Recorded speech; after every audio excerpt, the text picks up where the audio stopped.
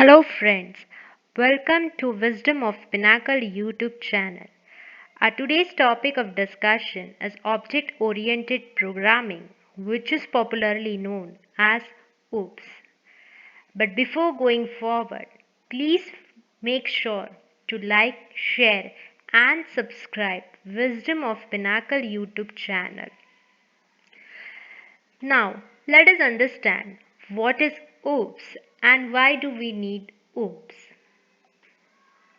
As per the definition, object oriented programming is a programming paradigm or software design methodology based on the concept of objects which can contain data and code. Data in the form of fields, often known as attributes or properties, and code in the form of procedures, often known as methods. In other words, object oriented programming is a software design methodology in which we can model any real world entity with the help of classes and objects. Classes are the logical representations of that entity that contain variables and methods. Variables are the data or attributes of that entity, whereas methods are the behavior or functions that operate on the data. Now, there are four major features of object oriented programming. First is abstraction, second is encapsulation, third is inheritance, and fourth one is polymorphism. Now we are going to see all of these features in a great detail in our upcoming videos, but for now let us understand them in short. Abstraction. Exposing only relevant details of an entity, it uses data hiding. Abstraction is a process wherein we show only the certain information or details and hide the rest of the details from the user.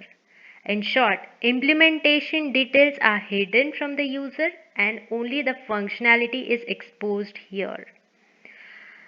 The best example would be a real life scenario wherein a user withdraws money from an ATM machine. The user is supposed to insert an ATM card in the machine, enter the 4-digit PIN code. After that, he is supposed to enter the amount which he or she wants to withdraw from the machine, and lastly, he receives the amount from the machine. Now, here, the overall implementation of withdrawing of the money's logic is hidden from the user. User is only aware of how to operate that ATM machine. So this is the best example of real time which depicts the abstraction concept. Next, encapsulation. Binding data and operations function members together in an entity. So encapsulation, it is achieved with the help of objects and properties of the classes. Properties are nothing but they are the encapsulator for the private variables or fields of the classes. Next, inheritance. To derive a new class from an existing class and help in achieving reusability of code. Here, a newly derived class will have all the features of the existing class, and in addition to that, it will have its own features as well. With the help of this, we are trying to avoid redundancy. Polymorphism. One name with many forms. Polymorphism is basically a Greek word in which poly means many and morph means forms. Polymorphism, it gives the ability to a class to have multiple implementations of the methods of functions with the same name. And there are two types of polymorphisms: static polymorphism and dynamic polymorphism.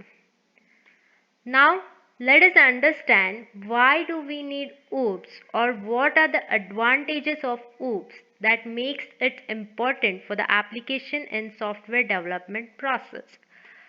Now first one is modularity.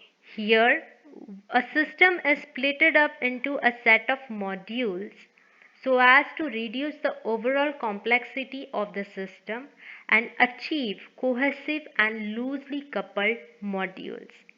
And this is done with the help of abstract classes and interfaces. Second is security. With the help of encapsulation and abstraction, we are able to hide our data from the external world, thus providing security to our application. Third is maintainability.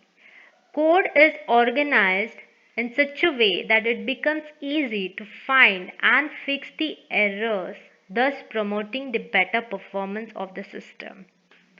Fourth one is reusability. As I've earlier said in the concept of inheritance, that we try to reuse the existing software components so as to reduce the redundancy in our software development process. Lastly, we have extensibility, wherein we are trying to enhance the existing modules or we are trying to add new features to an existing application. So these are the important advantages of OOPS concept. Now last, we are going to understand this all with the help of an example. Now as we can say in the diagram which has depicted that we are having an employee as a class. Okay. So we know that employee of any organization is going to have certain characteristic and behavior. His characteristics would be depicted in the form of attributes and behavior would be depicted with the help of the activities that he or she is going to perform. So as shown in the diagram, we can see name, date of birth, address, department and salary as the attributes of employee. So these 5 attributes are going to serve as fields of our employee class. And coding, testing, hiring, managing are the activities that an employee would be performing. So this will represent as methods of our employee class. I hope you guys must have understood this example. Thank you for watching this video, guys. Please do not forget to like, share and subscribe to Wisdom of Pinnacle channel. See you in next video. Until then, bye and take care.